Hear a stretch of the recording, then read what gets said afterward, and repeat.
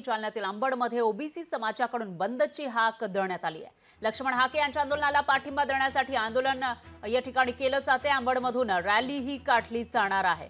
तर ओबीसी नेते लक्ष्मण हाके यांच्या आमरण उपोषणाला पाठिंबा देण्यासाठी आज जालन्यातील अंबडमध्ये बंदची हाक देण्यात आली आहे। त्याचबरोबर या ठिकाणी रॅली काढली जाणार आहे। तर लक्ष्मण हाके मागील 6 दिवसांपासून उपोषणावर बसलेले आहेत। आज त्यांच्या उपोषणाचा 7वा दिवस आहे आणि जालन्यामध्येच त्यांचं हे उपोषण सुरू आहे। बडीगोद्रीमध्ये त्यांचं हे उपोषण सुरू असताना दुसरीकडे अंबडमध्ये बंदची हाक दिलेली आहे ओबीसी समाजानं आणि त्याचबरोबर रॅली सुद्धा या ठिकाणी काढली जाणार आहे। तर दुसरीकडे धाराशिवमध्ये जिल्हाधिकारी कार्यालयासमोर दुपारी 12 वाजता ओबीसी समाजाच्या वतीनं लाक्षणिक उपोषण केलं जाणार आहे।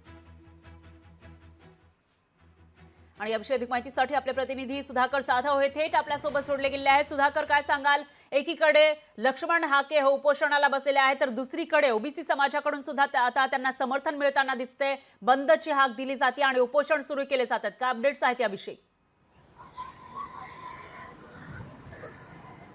निश्चितच पराजी आपण जर पाहिलं तर लक्ष्मण हाके आणि त्यांचे सहकारी नवनाथ वाघमारे हे वडीगोद्री येथे गेल्या 6 दिवसापासून आमरण उपोषण करत आहेत। त्यांच्या आज उपोषणाचा 7वा दिवस आहे। त्यांची प्रकृती खालावत आहे, त्यामुळे काल आक्रमक झालेल्या ओबीसी समाजाच्या वतीने धुळे सोलापूर महामार्ग आडून या ठिकाणी रास्ता रोको आंदोलन करण्यात आलं होतं आणि आज जालन्यातील अंबड शहर बंदची हाक देण्यात आली आहे। अंबड शहर आज सकाळपासूनच कडकडीत बंद असल्याचं आपल्याला पाहायला मिळत आहे।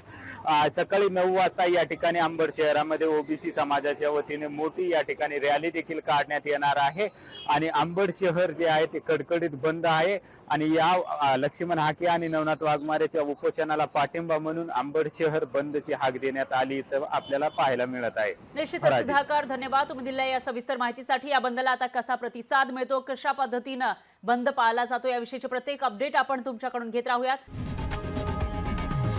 लोकशाही मराठी ऐका, पहा, जागरूक रहा।